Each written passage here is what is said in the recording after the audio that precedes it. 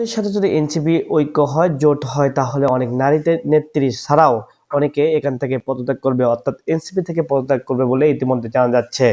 নারী নেত্রীরা বিশেষ করে পদত্যাগ করবে, অনেক কয়জন 25 জন নারী নেত্রী থাকলেও তা থেকে অনেকে পদত্যাগ করবে বলেও জানা যাচ্ছে। তবে এনসিপি মনে করছে যে জামাতের সাথে ঐক্য না করলে তারা একা একা লড়তে পারবে না। আবার অনেক নেতাকর্মী বলছে, যেহেতু আমরা একাই এনসিপি একটি সংগঠন তৈরি করেছি, সুতরাং আমরা একাই লড়বো বলে তারা সাহসিকতার পরিচয় দিতে যাচ্ছে।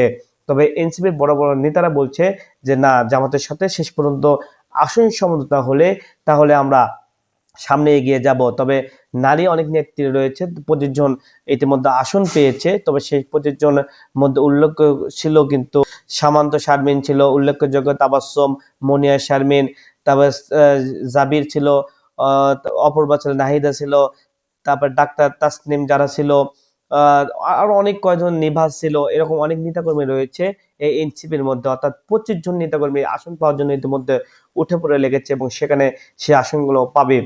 অনেক নেতাকর্মী, নারী নেতা সহ বেশ কয়েকজন নেতাকর্মী পদত্যাগ করবে বলে ইতিমধ্যে ঘোষণা এসেছে।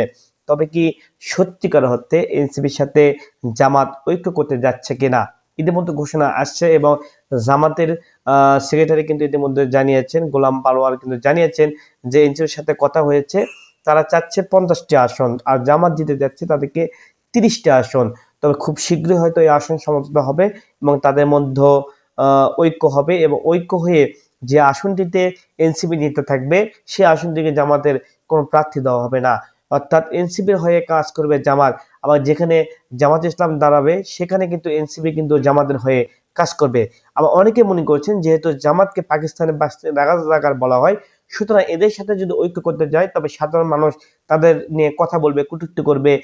যে স্বাধীনতা অর্জন করেছে, নতুন করে সেই স্বাধীনতা অর্জন করে সেখানে জামাতের সাথে ঐক্য অনেক মেনে নিতে পারবেন বলেও ঘোষণা আসছে। অনেকে মনে করছেন শেষ পর্যন্ত যেহেতু এনসিপির দেওয়ালে পিঠ থেকে গিয়েছে, সুতরাং এছাড়া তাদের কোনো পথ নেই বললেও চলে। যেহেতু তারা যদি একা যদি লড়তে চায় তাহলে কোনো আসনই তারা পাবে না বলে অনেকে মনে করছেন।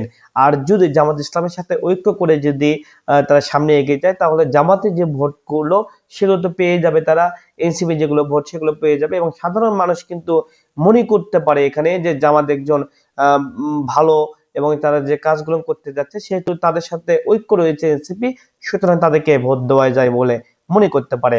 আর অপরদিকে থাকবে বিএনপি ছাড়াও আরো অনেক কয়টি দল থাকতে পারে। ঐক্য যদি করতে চায় তাহলে কোন কোন আসন ছেড়ে দিতে হবে এবং কোন কোন নেতা কর্মীরা এখানে যুক্ত হবে, এবং 30 জন যেহেতু হয়েছে সেখানে কিন্তু এখানে দলাদলি একটা বিষয় রয়েছে। অনেকে পদত্যাগ করবে, অনেকে দল থেকে বেরিয়ে যাবে, অনেকে কথা বলবে। এটা কিন্তু স্বাভাবিক হতে পারে, যেটা জামাতের এখন পর্যন্ত আমরা দেখিনি। কারণ এর আগে আমরা দেখেছি ইতিমধ্যে জামাত কিন্তু আসন কিন্তু প্রার্থী ঘোষণা করেছে, সুতরাং অনেককে এখানে বসে থাকতে হতে পারে। তো সুতরাং সেক্ষেত্রে কিন্তু আসন ছেড়ে দিলে জামাতের নেতাকর্মীরা বসে থাকবে, এটাই স্বাভাবিক, এবং এনসিপির হয়ে কাজ করবে, এটাই স্বাভাবিক। জামাতের একটি শৃঙ্খলাবদ্ধ একটি দল, সুতরাং এখানে তাদের হয়ে কাজ করবে, যেটা বিএনপি পারতো না, এনসিপিও পারতো না। তবে সময় বলে দিচ্ছে এনসিপি কোন কোন জায়গায় প্রার্থী দিচ্ছে এবং কোন কোন জায়গায় সেই প্রার্থীর হয়ে জামাত ইসলাম কাজ করে যাচ্ছে।